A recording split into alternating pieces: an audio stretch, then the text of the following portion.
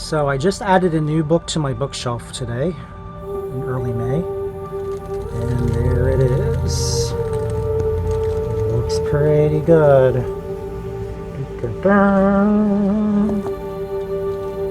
Yes, Emily.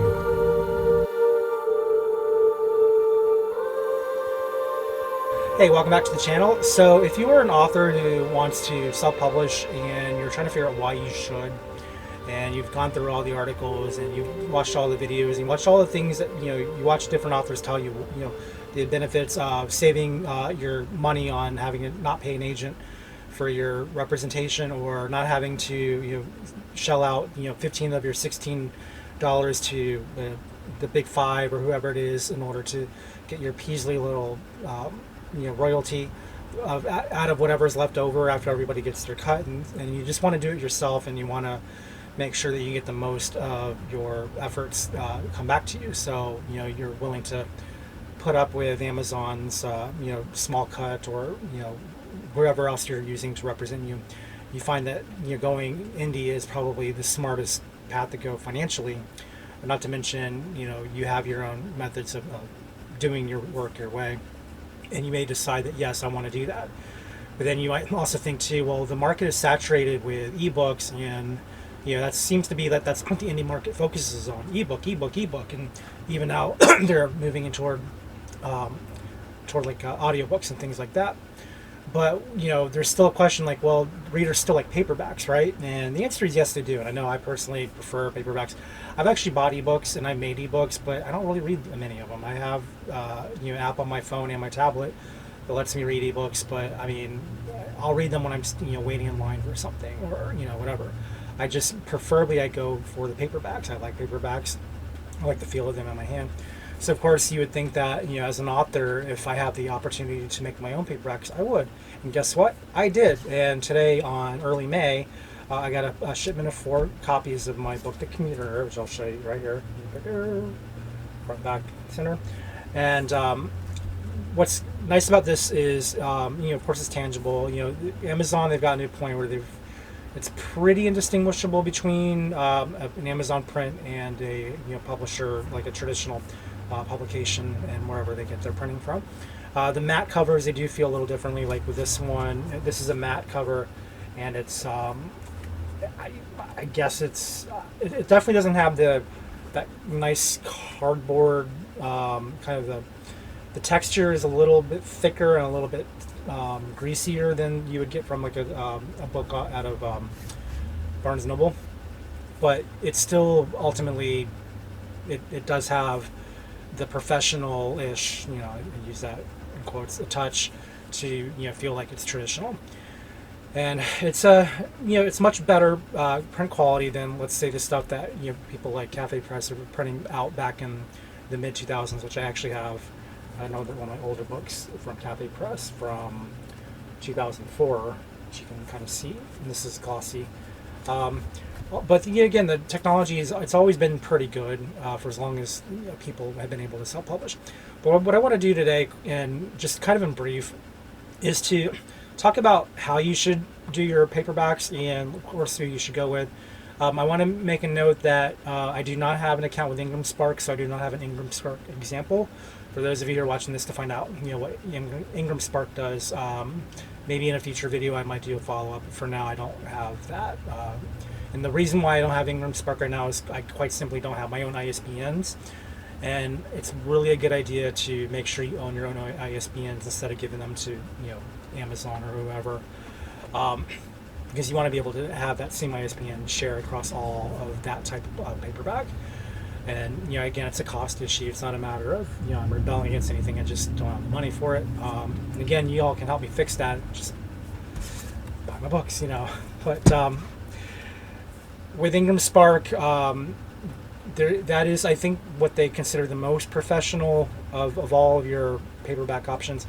Although they say if you're going to sell on Amazon, use Amazon service, because you're going to get the best royalties off of that. And let's be honest, the quality of print between them is not too bad. So what I want to do before I go into like my files and show you guys the differences between what I used to do with like my old books like this one and the new ones like this one, is I want to show you I want to excuse me, sorry, I want to be able to show you guys what each, how each one looks in the printing quality respects. I know back in the old days when I used Cafe Press, the printing quality was so random that sometimes the length of the book would be different.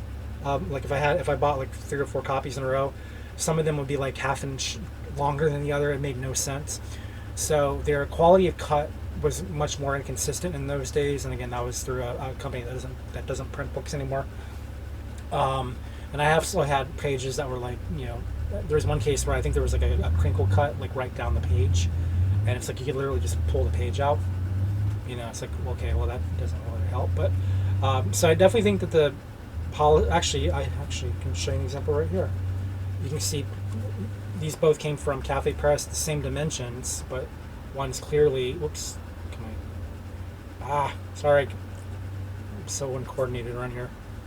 You can kind of see there's a bit of a burr. Let me go up here. There's a bit of an extension of the width of the page, and basically, just try to make a point here that sometimes the consistencies of the cuts when you do self-publishing aren't as good as if you go through a professional printer. And that's gonna be true even with Amazon. So like with Amazon, I've got 3 copies of the 4. I got my other ones on my shelf. I'm not gonna integrate that with these, but you can see the differences is on the, I think it's the top one. No, the bottom one is actually, the spine is in complete alignment. The way I wrote it, actually no. Sorry, it's not in complete alignment. The top one is in complete alignment, and then the middle one, you can see a little bit of the top cover come through, and then the bottom one, you can see some of the back cover come through. I know that's kind of difficult to see on my camera, but you can see like on the bottom one, the back spine just came up just a little bit, but in the one up here, in the middle one, it's the reverse, and it's like the front cover bled a little bit into the spine. And then the one on top and then the one I have on my shelf were pretty even, pretty consistent. So, and that was out of 4 prints. Now I may do a follow-up, or I may do an attached, because I don't plan on releasing this video until sometime in July. Even though I'm recording it in early May. So I may have at the end, I may do another follow-up video with an order of 10 books to see some of the consistencies of that. So if you see an extra piece at the end of this video, I will probably be wearing a different shirt for that. If so, then that means I ordered another shipment of books, and I can show you the consistency on a better scale, and I probably will do that. So if, you know, hopefully this video will not go live until then. But anyway, just to kind of make that point of view, is if you are going to print self-publishing, do bear in mind that there's going to be some minor inconsistencies between each print. Therefore, what I would suggest is if you're making your own covers, or even if you hire them out, try to make sure your spines bleed in on either side of both your front and back cover, so that if you do have a slight shift, it's not going to be noticeable.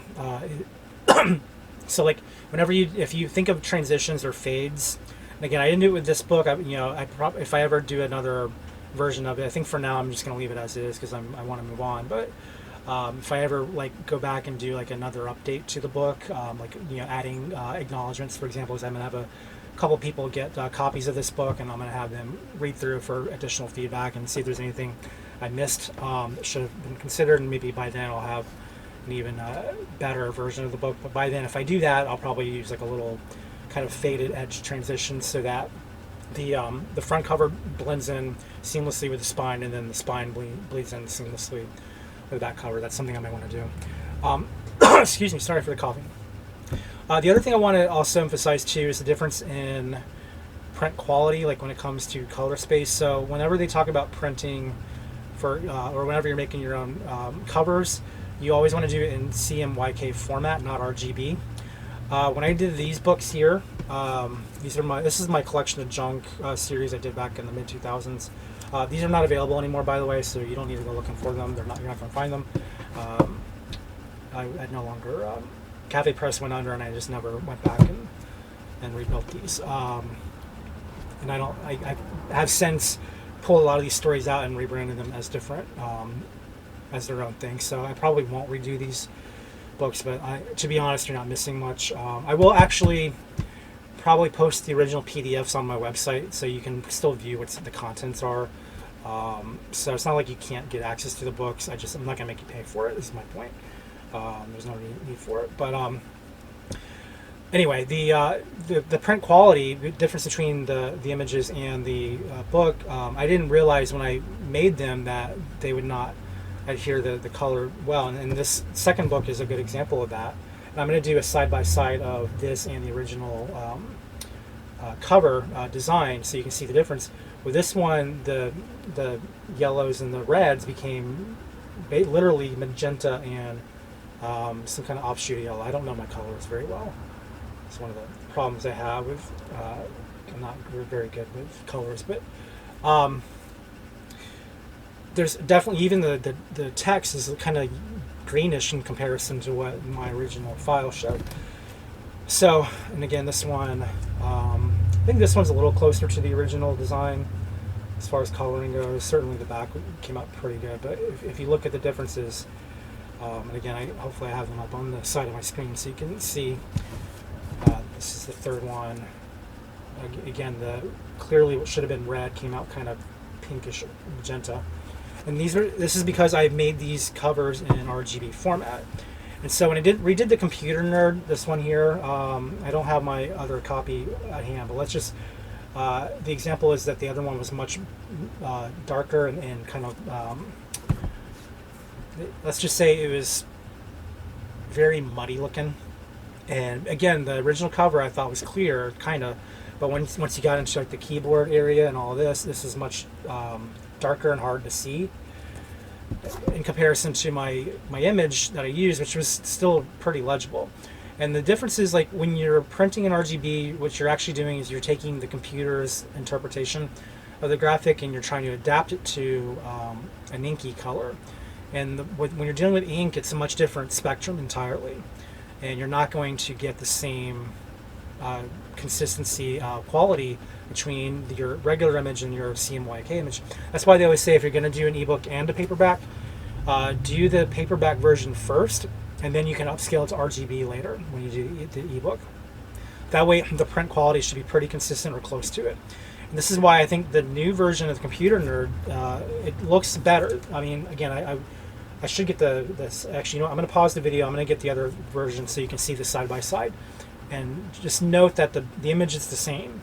It's just that what I did differently was I did this in CMYK, and then I adjusted in order for the CMYK version to be able to clearly show and print. So let me go grab my other copy real quick so you can see the difference. I'll be right back.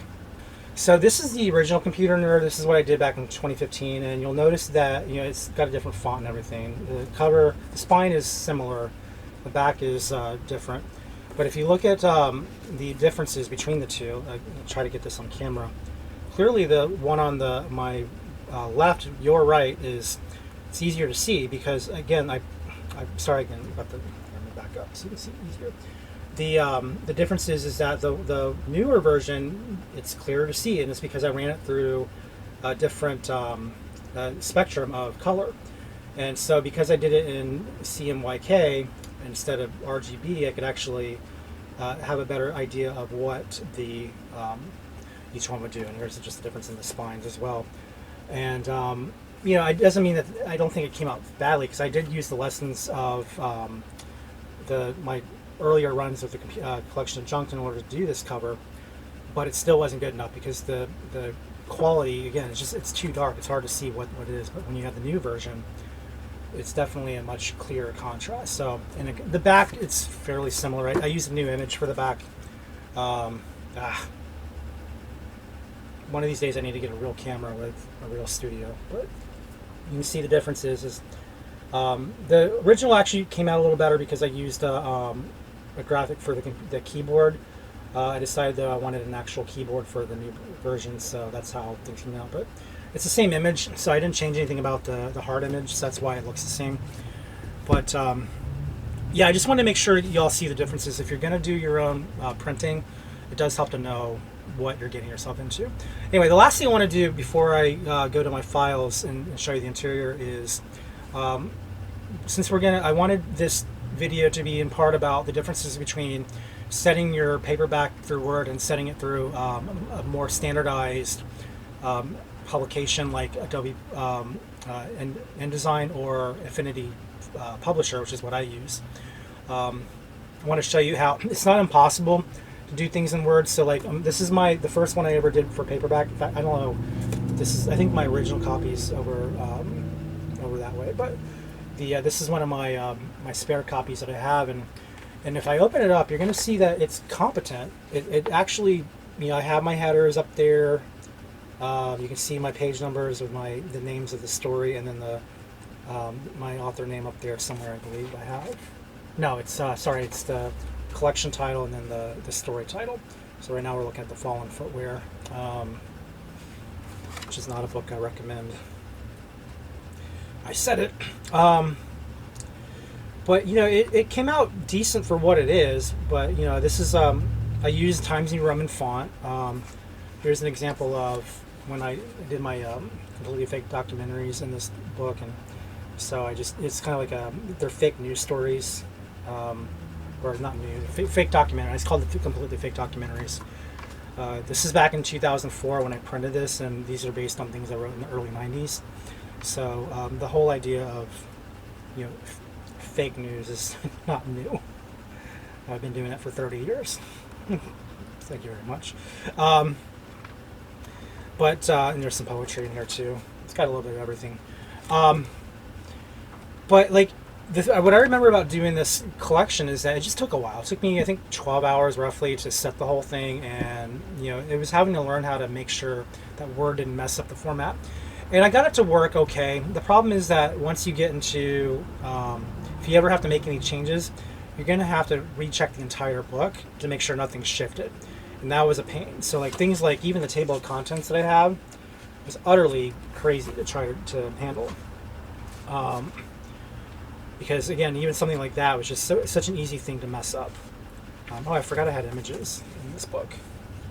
That's cool. That was off of near Flagler Beach up in Florida. If you're in Florida and you ever go up A1A, if you go from the Daytona area on up through the St. Augustine area, you're going to come through a town called Flagler Beach. That's where that was taken. It's a really nice drive. If you're ever in Florida, I grew up in Florida. I can know everything about the peninsular area. I'm not that good with the Panhandle, but the peninsular area. You could even probably do, if you go on Google Maps, you could probably do that drive. But the coastal, drive between Daytona on up through St. Augustine, it's one of the best roads in Florida. It's really nice. So if you're ever in the area, take that drive. It's good. But anyway, actually that's where this whole thing, this is in St. Augustine, and then that's on the old bridge. That bridge is now gone. They have a more modern, uglier bridge. But back in the old days, the ancient days of 2004, if you went over the bridge from Anastasia Island into St. Augustine, you went over this kind of old style, like it almost looked European. It was really cool. It's really a shame that they tore it down, but whatever. It is what it is. But anyway, that said, just you want to make sure that when you're doing these books, if you're going to have to do Word, if that's your only option, just remember you want to set up your sections in a way that's logical, and bear in mind that any little shift in your text is going to really mess up your pagination and everything. And not to mention, like, hyphenation is a pain to do. Like, you have to check to make sure your words aren't stretched out too far, which Word is really bad at hyphenation. I have an whole article, by the way, if you're interested, called The Art of Hyphenation. It's on my blog at Drinking Cafe Latte at 1 p.m. And it tells you how to do hyphenation in Word in a way that's reasonable. So if you do find that you have to do your formatting in Word, hopefully you don't, but if you do, it can be done. And actually this version of the Computer Nerd was also done in Word. And you'll see again, it's not too bad.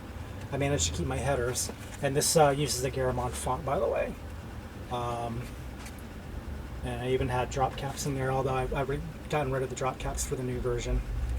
But it's just not, my opinion, I don't think it's, if you can avoid using Word, I would. So the new version of the Computer Nerd uses Affinity Publisher for its formatting. And if you look on the inside, this is actually the copy I just got in the mail today. you'll see it's the same basic layout. Okay, like there's nothing terribly different in the differences here, but it makes it a lot easier to keep up with changes. And what I really like about using a thing like Affinity Publisher is you can do opacity rating. So like my little, I added a little ornamental. I cannot coordinate here. When I added a little ornamental, sorry, between the chapter and the subtitle, and you'll see that it's of a different opacity from the original coloring. And that's where I think is important to keep in mind when you're doing any kind of whenever you're making your own paperbacks, is remember, if you have a layout program like Affinity Publisher, you can change the opacity, and the opacity really makes a difference in your professional quality. So I do think that overall, I would recommend, if you can, try to get Affinity Publisher. It's only $50 during normal days, and then during the pandemic, it's $25, and that's for all of the version 1 updates, and which is what they've been on since the beginning of time. So I do recommend you use Affinity Publisher for your publications. You're not going to save that much time in the front end because you still have to set up your documents, and there's going to be a lot of the same hurdles you're going to have to do on Publisher that you do on Word, as far as layout goes. But what changes with Publisher is if you later on you get you send off for your test copy, it comes back like ugly or whatever, or maybe you proofread it again and you realize you've made some mistakes and you want to go through and make a change. And that's actually what I do for this copy. This is not the first printing of the new Publisher version. I actually have another version behind me that's does not have the ornamentals or anything like that.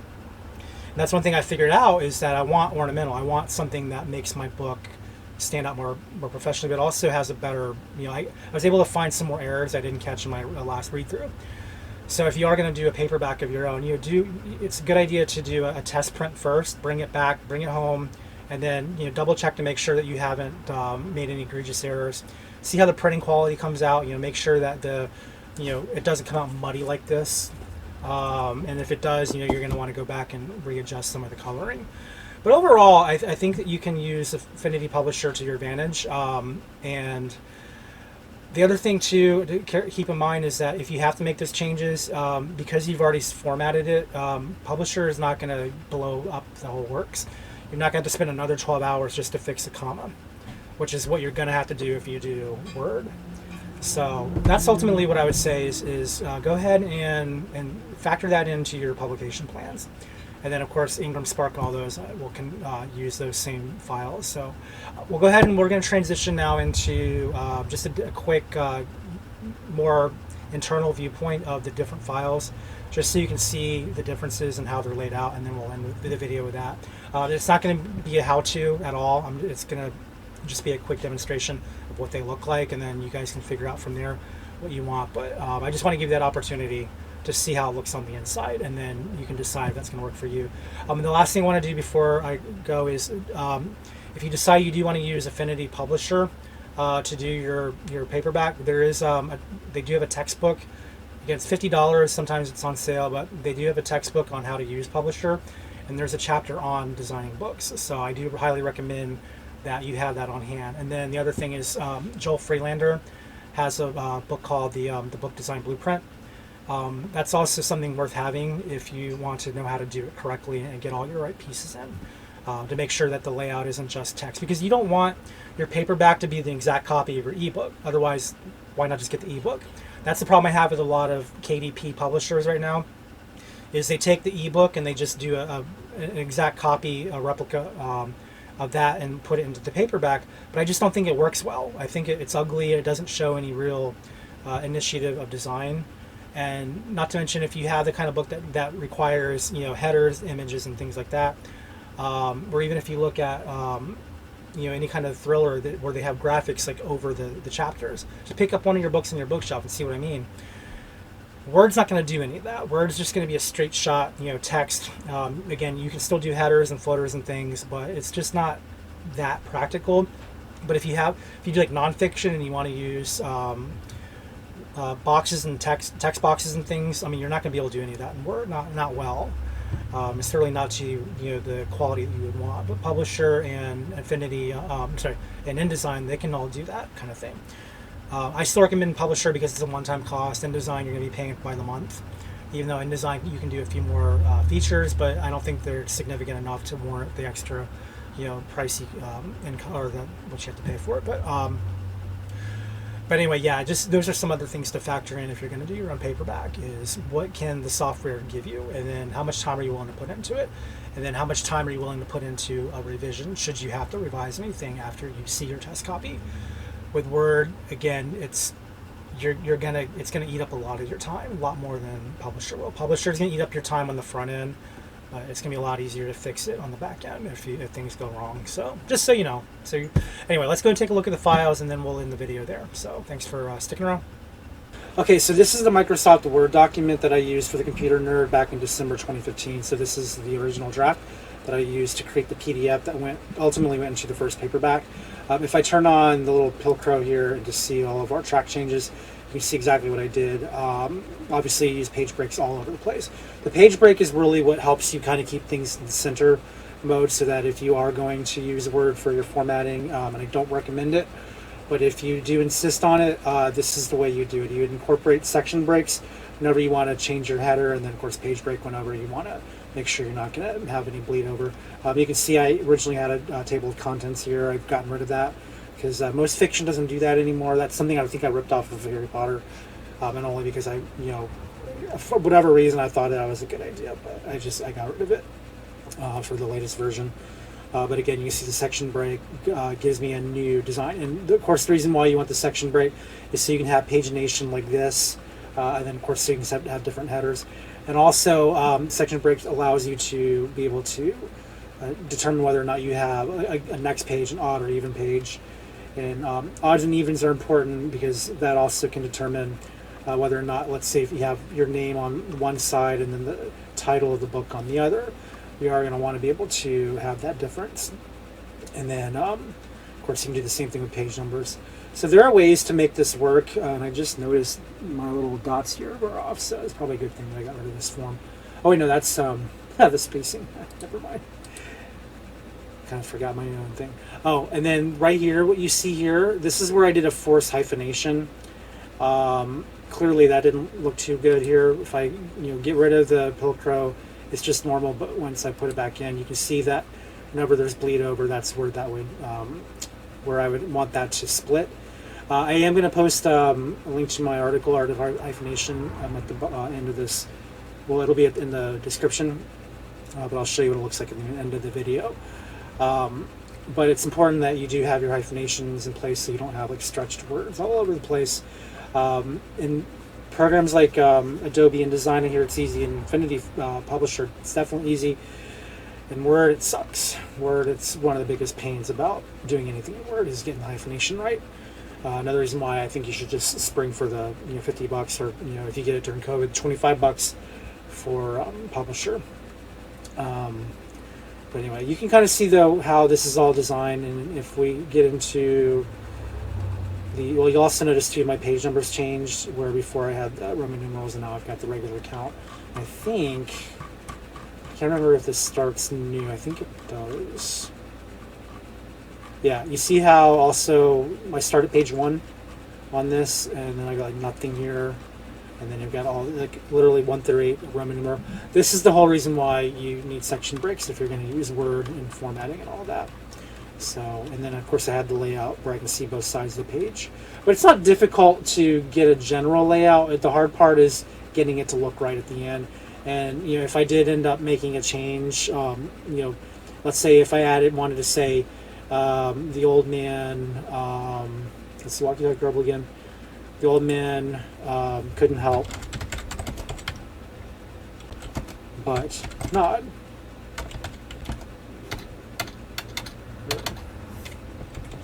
We'll say nodded. We'll pretend the grammar's bad. And then if I say that's what he did, I mean, just a couple lines addition here. That's going to change the way that all this is designed, and it may not be a big deal because right now, because we didn't mess with because this wasn't at the end, I didn't really have too much at stake. But if that had pushed that all down, then this would be pushed over to the even side. And then, problem with Word is it doesn't give you formatting rules that are as flexible as they will in some of the layout managers like Affinity Publisher. So I would have had to probably do some finagling with the design from that chapter on, just by making it work. Not to mention, again, hyphenation. I may, if I pushed off, a particular paragraph here, I would have to redo all the hyphenation, and that could have a chain reaction of messing up lines. And then when you consider like your widows and orphans, that would also cause a problem. So again, it can be done, and as you can see, it's not impossible. I did all this probably about 10 to 12 hours, an entire 300-page novel. So it's not like you can't do it this way, and it's not even like you can't get it to look fine. You absolutely can get it to look fine. If you don't mind, like if you are definitely done or sure that you're done with your changes. But if there's any chance at all that you might want to go make an addition or even add, a new scene, which is something I've done for the rewrite, you're just going to make a lot more work for yourself down the road. So that's my issue about using Word and why I'm glad I'm no longer doing it this way. Now we'll go ahead and look at Publisher real quick and just look at the differences.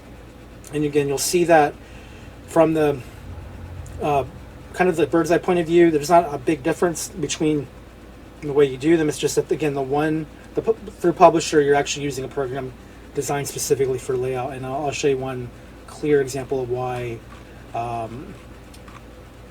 this is not as good.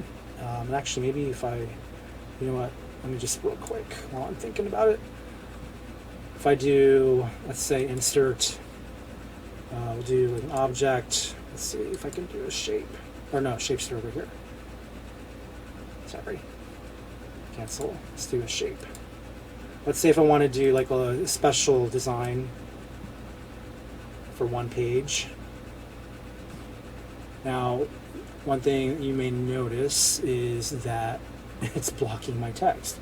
So even if, let's say if I make it gray, I don't think there's a way to set it behind the text, at least not easily, and certainly not in a way that's going to not have an anchor problem here. You'll see that the anchor is in place, but I think I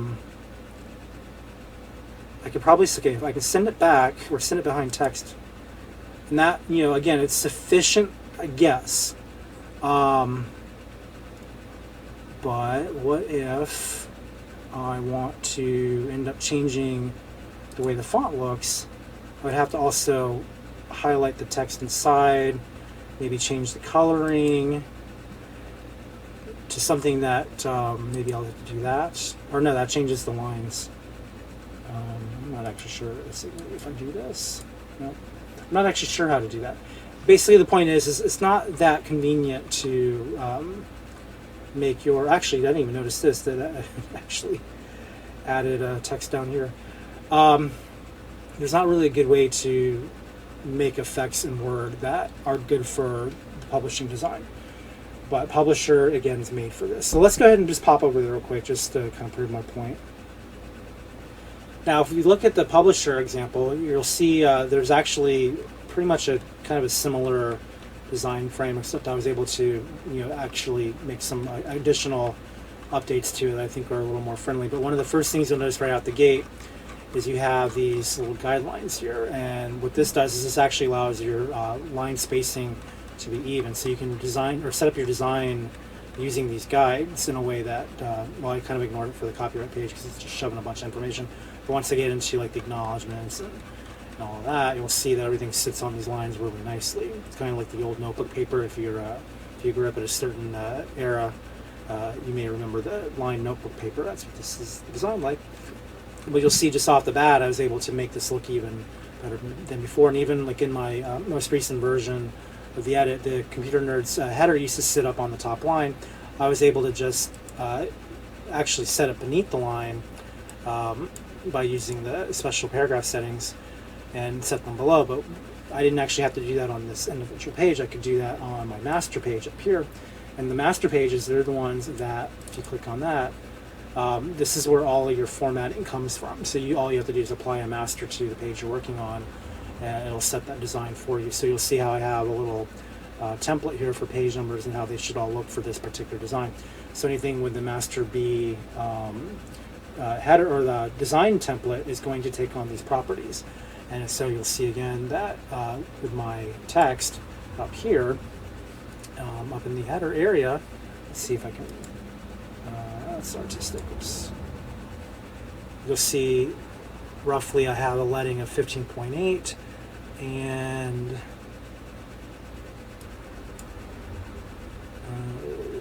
is this paragraph character? I think my paragraph mode.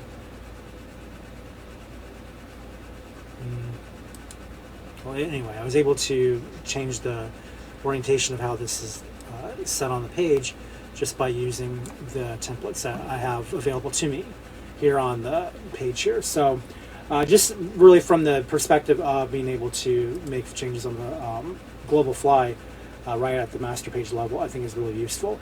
The other thing I thought was really cool about this particular program, besides the fact that it has hyphenation rules that you can just set, like right here, it tells you what your rule standards are. So whenever you insert hyphenations, you really just got to set it once, and I mean, you still want to check it to make sure it didn't break in any weird place, because it will do that if it doesn't recognize a word. Especially like with this particular story, I had the executable program name, I had it all in all caps, and so it wasn't particularly great at being able to recognize the all caps, so it just broke it wherever it wanted. So with that, I had to do some manual adjustments. So you will have to ultimately go and check to see how your layout should ultimately work by actually reading the text at some point. That's really what takes so long about using this program, but it's something that I think is useful to have that in your wheelhouse.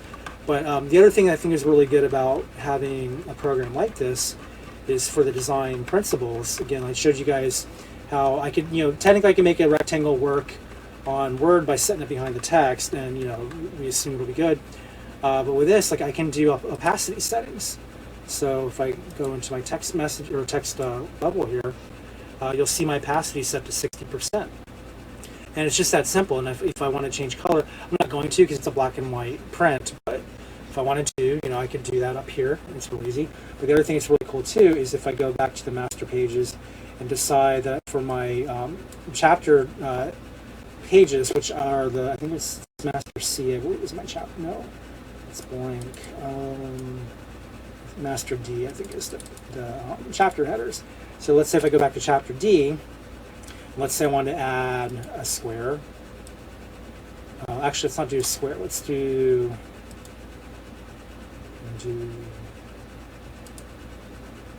something else entirely. Let's do a trapezoid. If I do a trapezoid, and let's do a circle, or donut. Let's do donut. Got a donut in here. Get it nice and centered. So I got my trapezoid here, got my donut here, and let's say the donut I want to, let's fill that in here, and then the trapezoid will fill that in with yellow. Not that it matters. You can see I have a nice little page there. If I go down to my chapter, you see right here in this little design, if I click on that, I got this thing is every time I have a chapter, it looks like a lamp, Now, maybe I like the idea, the concept, but maybe I don't like the way that looks exactly. So I'll go back into master, and then let's say I can pick my layers, I can drag them upward, keep them centered in a way that makes sense. Maybe I want to pull this in a little bit because it doesn't look like it fits. Maybe if I want to use this as my guide, I can even watch what happens in that little window. You'll see that it moves.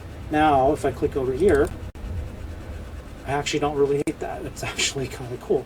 So if I wanted to, I'm not going to save it, I've already printed my book, but let's say if I want to get rid of the guides, I do that somehow. I think it's this line here. Yeah.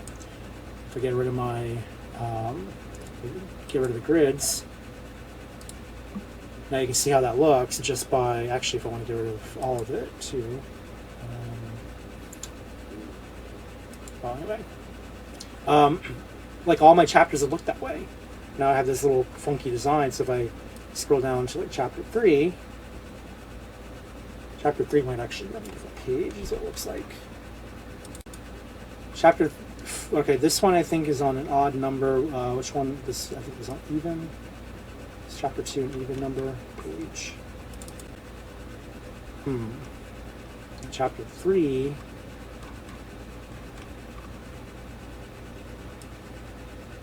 Actually, not sure why chapter 4 didn't get it.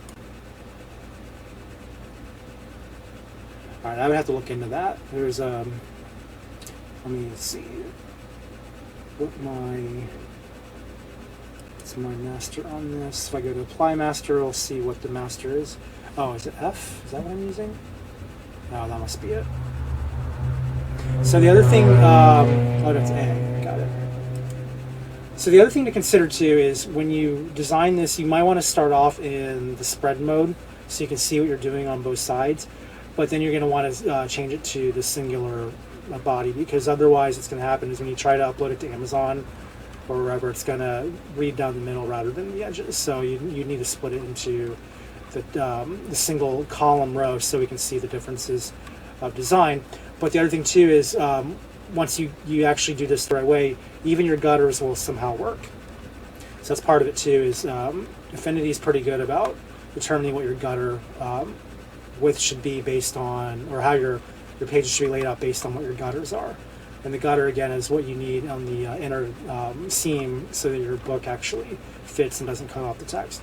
And I think it all works really well overall, and you'll see our trapezoids back.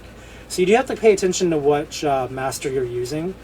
The other thing that's really cool is with, I was kind of alluding to the fact that when you have a certain design, and if you get the textbook, I don't know if I highlighted it in this particular video, I think I did. If you get the textbook that shows you how to design a paperback or hardcover book using Affinity Publisher, using the publisher textbook, it's going to give you tips on how to actually lay all this out. So that's all I did on this particular document, is I used the textbook's design principles in order to make this. And one of the things it teaches you is how to template the design so that this whole thing would shift to the right. So like right now, every page is, or every chapter is going to end up on an odd number page, which means it's going to be right facing or recto facing. So let's say since I'm on page 63, theoretically I could type in a bunch of text onto page 64 and not affect this at all, because it won't actually change anything. And I'll just do that example here.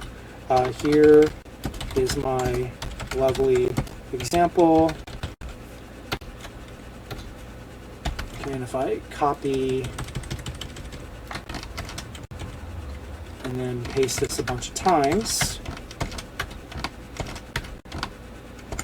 you'll see that I jumped to page 64, and of course I have to also change the master because it's now taking on a new property. So I would actually want to do that real quick here.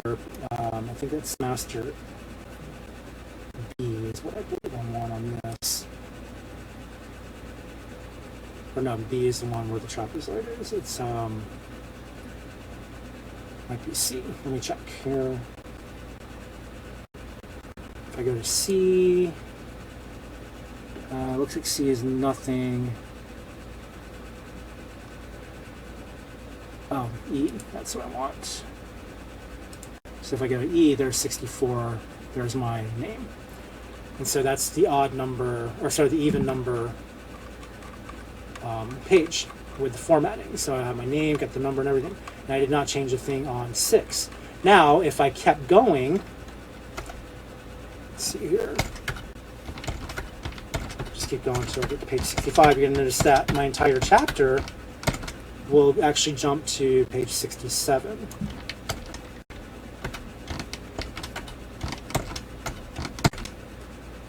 All right, so now 65 is not a chapter, and then 66 is gone, and then 67 now gets the chapter. And that's how the design works. It's cool. Now, obviously, you need to keep up, and whenever you have these kinds of changes, you do need to see what's actually shifted and the proper master. But it makes it really easy to add sections to your book that you didn't originally have. And also having the layouts, I think, is really useful, because if you use Publisher, you can. I mean, again, this is program you use to design magazines and any kind of brochure. So it's embedded to have a particular flow.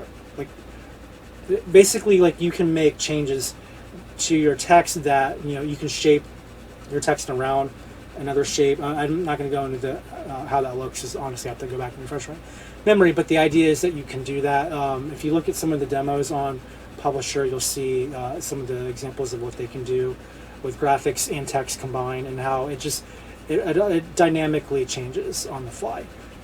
So it's just there's a number of ways in which you can make this work well, and then that's what these frame tools are for. And it's a really cool thing to have that, and I think it's worth having, spending the $50 to have this particular layout if you're going to do a paperback. And of course, once you're done and you're ready to export it, when you export, you have all these different templates to choose from. Just ignore and continues. I'm not going to actually do anything. I just want to show you guys what your choices are. You have all these different choices you can do. Now, the other thing is, if you look at these little buttons up here, if you buy Designer and Photo, you can use this as an opportunity to kind of switch between each app in order to, let's say you have to touch up a picture that you're going to use in your book, and maybe the lighting's off. You don't have to X out of Publisher, open up Photo, resave, do the touch up, resave the photo, and then re-import. You don't have to do any of that. You can just go right to Photo. So yeah, if I do that, I just get the photo list, and so now I can see, like I have all my information here, but I have my my actual face in here. Let's say I think my face is too dark. I'll just go into the touch-up tools here, and let's say we'll go to Effects, and maybe I want to do, actually let's not do Effects, let's do Adjustment. Let's say if I want to use an HSL adjustment, maybe I want to make this really funky little invert hue. Click on that, and there it is. It's like right in my book, and we'll pretend to keep it, and then I just go back to the Publisher when I'm done. Click on the Publisher button. Actually, I think I have to commit the change. Probably should have done that first. But anyway, there it is. It's part of the program now. It's ugly as crap. I'm not going to keep it, but again, it's just that easy. So this is why I recommend Affinity Publisher and even the Affinity Suite if you're going to do paperback. It's not difficult. And again, I would also, if you don't mind spending an extra $50, just get the textbook. Learn how to do this, and maybe while you're at it, you can build your own brochures. Maybe you can build your own marketing materials. This thing does everything that it just goes far and beyond what Word can do. I still recommend Word for the typing, for the text. I think the text is really useful in Word. I think Word does a great job of just being a word processor. And the thing with Publisher is when you use text boxes, you're going to draw your text box along the guide so that your text will fit in evenly. And again, there's some things you have to learn how to do it well. It's not, again, you're not going to just open it up and suddenly know what to do. You will have to, at least read up on how to format in Publisher. But once you're done, you export in PDF. And even when you do your covers, if you go on Amazon, everything has to be in PDF, including your cover. You can have, if you have photo, you can just assemble your cover together, which is exactly what I did, and export that to PDF directly from the program, and it's all good. And then if you have to make a change later, like let's say you get your proof back and you don't like something about it, it's just pretty quick and easy fix, and then you just re-upload. So that's basically how to do a paperback well. I don't think it's complicated. I think if you want to do it, you should. Certainly you want to go through the process of getting all of your edits and things. I don't have editors because it's expensive and I don't have a lot of money. But if you have the money to afford an editor, by all means, go for it and apply their changes. If you want to give them a test copy, make their life easier. I mean, there's ways you can do that. It's just these programs that make it really easy. If you're gonna stick with Word, that's fine. I think Word, if you have a really simple book, there's no reason why you couldn't use Word. But if you want anything interesting or complicated, even like this little weird thing I did up here, get a layout program, and don't get InDesign unless you want everything. And I don't think for this you need everything. I'm not even sure, honestly, what InDesign offers that Publisher doesn't that's relevant for paperbacks or hardcovers even. Maybe there might be some nuanced things, and if you're, that, detailed of a designer, you might notice something. Like, I think actually, as I speak, I do think the drop caps are probably better handled in InDesign. Like anything that's out on the margins here, Publisher can do that, but I've noticed that it's not as good at it as like, I don't feel it's got as quite as tight control over like drop cap layout or ornamentals that InDesign might have. So that might be like one of the areas where InDesign might be better. But then again, for the $20 minimum a month fee to have that access to a nice fancy drop cap, sorry, I don't think it's worth it. I think you can just redesign your book to something more practical and spend $50 once ever and have everything be good. So that's my take on it, but you do what you want. My point is, this makes it real easy, and you have all these tools up here to make your life even easier. So look into it. If you don't know about Publisher, I'll have a link in the description below to show you where to get it if you want it. As of this recording, I'm just, I just like it. I'm not an affiliate or anything. I'm not sure if they even have affiliates, but if they do, I should certainly sign up because I like them that much, and as much as I promote them to my readers and all that.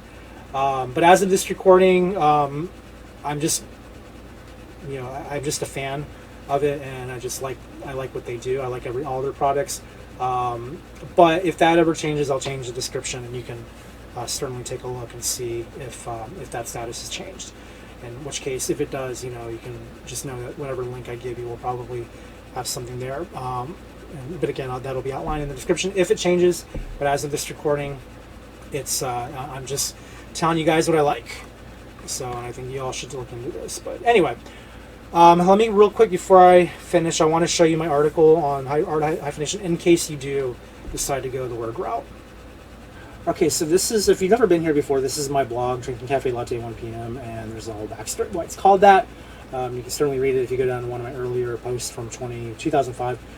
But anyway, this article, The Art of Hyphenation, from June 22nd, 2016, is my article on how to hyphenate with Word if you feel like you need to go in that direction. And I do recommend you read it if you are going to go the Word route. If you're going to go the Publisher route, you really don't have to do this. It's not that important to read something if you're not going to use the program, which it matters. But I do want to recommend that you check it out if you decide to look into it. And then these are some links to the book designer if you want to get more information on how to do book design in a way that makes any sense. So, and again, if you would check out the books I linked or I showed earlier, Joel Freelander's book is a good example of that. Then you can get more information on how to do book design well. But anyway, that's an article I think that's worth reading, and it's it's not super popular, but it's definitely, I think, in my top 20 on my site, and you can see I have a lot of posts here over the years. Anyway, so that's publishing your self-published paperback. And again, if once I go on Ingram Spark, if I need to follow this video up, I will. It'll just depend on how much you all are interested in this video.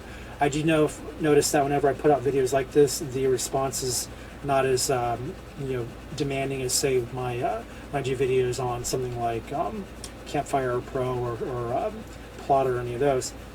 But for those of you who are interested in just doing it yourself and being able to not worry about hiring a layout artist or if you want to do it on the cheap, these are what I recommend you do. And then and again, if you're going to do your own covers, that's another thing is I did the original cover through PaintShop Pro.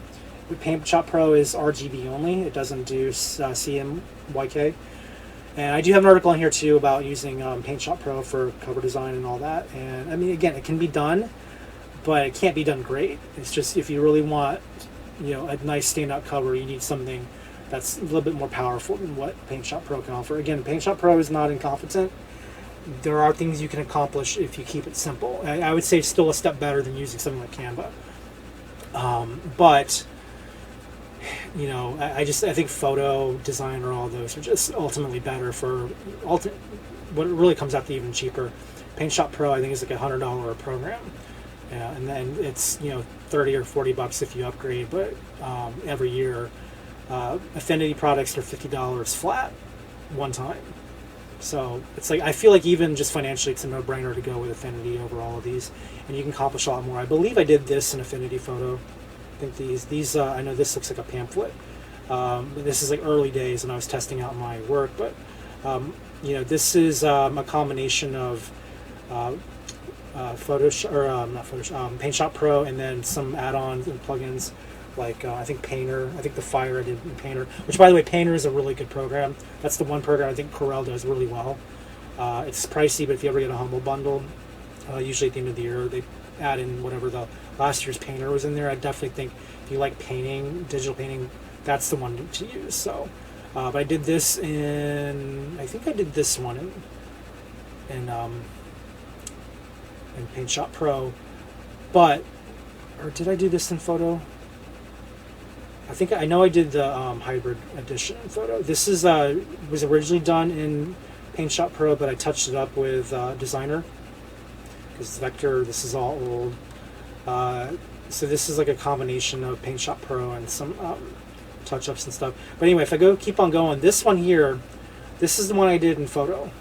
So it's a much better quality because you get like the nice gradients, you get everything nice and flush. And just everything works better. Your centering is better. It's just easier to work with, and that's really, I think, the difference is, you know, most of these I did in Paint Shop Pro, but some of the really good ones, I think I touched this one up in Photo. This is in Paint Shop Pro. This is, I think, one of the best ones I did in Paint Shop Pro, which goes to show that it can be done, but I just think the ones done in Photo are better. So anyway, that's I just want to throw that out there. If you are going to get Affinity, get the whole thing, because again, Affinity, you can do CMYK, and you shouldn't be doing paperbacks if you can't do CMYK format. And it's really that simple. So anyway, let me know if you have any questions or if you have any comments. Make sure you like, subscribe, do all the things that YouTubers tell you to do. Do check out my article if you do end up using Word for your formatting. If you like this content, let me know in the comments. Make sure you hit the like button, ring the bell, and do all that fun stuff. And then certainly, you know, pass it around if you know anybody who's interested in doing paperbacks. And I know this is not a how-to video. I'm sure there's plenty out there that you can find. Affinity itself has its own website that I think is really useful because they have special in-house designers who show you how to use their product in really interesting ways. So I highly recommend you check out their web channel on YouTube. And Affinity Revolution's another one. They don't really do Publisher much, but like if you're ever just wanting composites and things, they're really good too.